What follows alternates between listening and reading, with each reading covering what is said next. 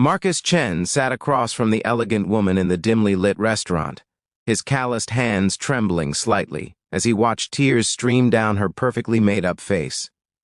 He had walked into this blind date, expecting rejection, prepared for the usual polite excuses about why a struggling construction worker with 2 kids wasn't good enough.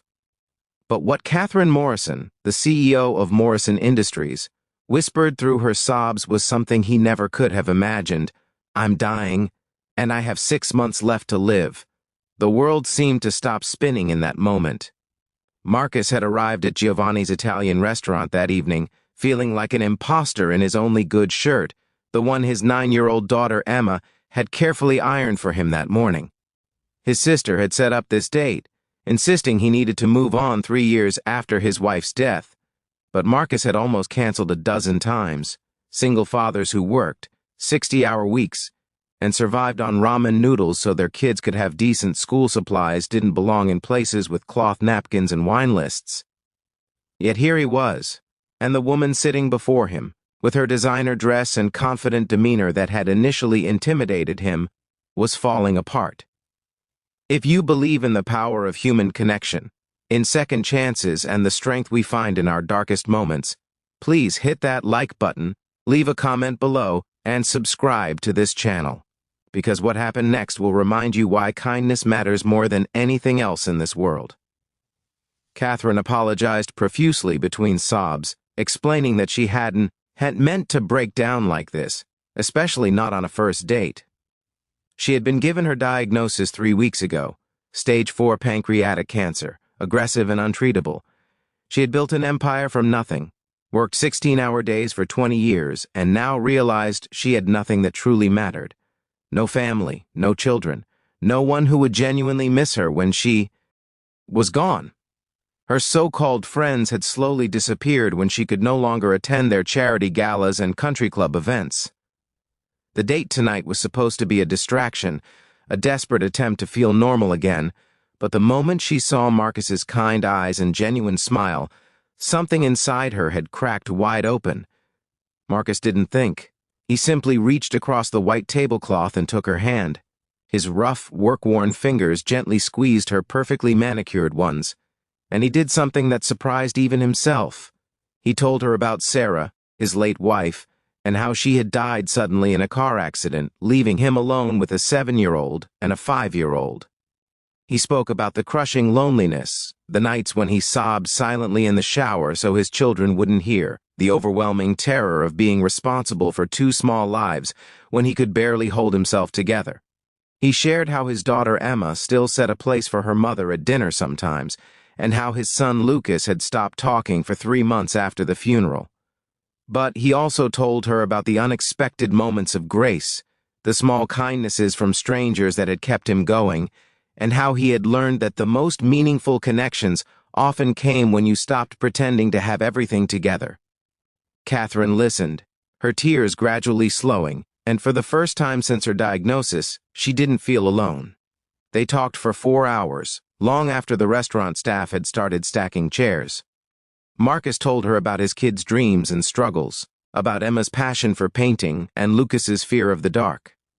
Catherine shared her own childhood, growing up poor in rural Georgia, and how she had sacrificed everything personal for professional success, only to realize too late that she had climbed the wrong ladder. When the manager finally, apologetically, told them they needed to close, Marcus did something that would change both their lives. Forever. He invited her to Sunday dinner. That next Sunday, Catherine showed up at Marcus's modest apartment with her arms full of art supplies for Emma and a telescope for Lucas. She was nervous, this powerful woman who commanded boardrooms, terrified of disappointing 2 children she had just met. But Emma grabbed her hand immediately and pulled her to the kitchen where she had made lemonade all by herself, and Lucas shyly asked if she wanted to see his rock collection. Over burnt lasagna and too sweet lemonade, Catherine laughed harder than she had in years. She returned the following Sunday, and the one after that, each visit revealing more of the woman beneath the CEO facade. Marcus watched as Catherine taught Emma about color theory and took Lucas to the planetarium. He saw how his children breathed life back into her, giving her a reason to smile through the chemotherapy she had decided to try after all. She insisted on continuing to work part-time, but now she left the office at 5 to make it to Lucas's soccer games. She held Emma when the little girl cried about missing her mother, sharing her own tears freely. And somewhere in those precious weeks, Marcus fell in love with this remarkable woman who had walked into his life when both of them needed it most. Catherine's 6-month prognosis stretched to 8, then 10. The doctors called it remarkable, attributing it to her fighting spirit and positive outlook. Marcus knew better. It was love, pure and simple, the kind that heals wounds you didn't know you had. On a warm spring evening, surrounded by Emma's paintings and Lucas's star charts, Marcus asked Catherine to marry him. Not because of time running out, but because he wanted her to know that she was chosen, that she mattered, that she would be remembered not for her corporate achievements, but for the love she had given and received.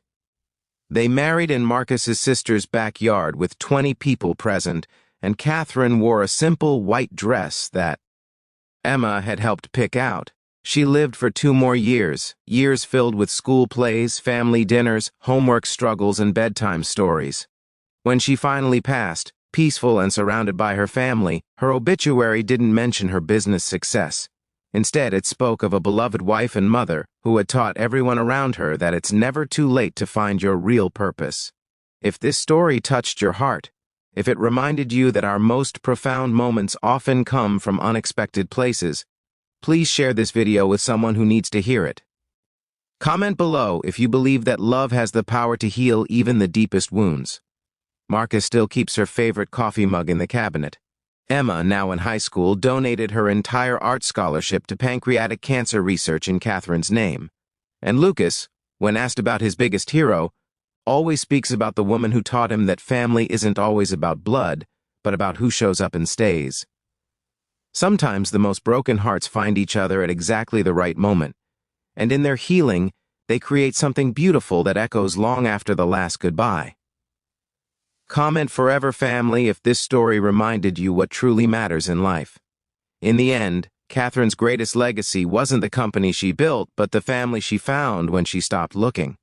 And Marcus learned that opening your heart again, even when it's terrifying, can lead to the most profound love of all.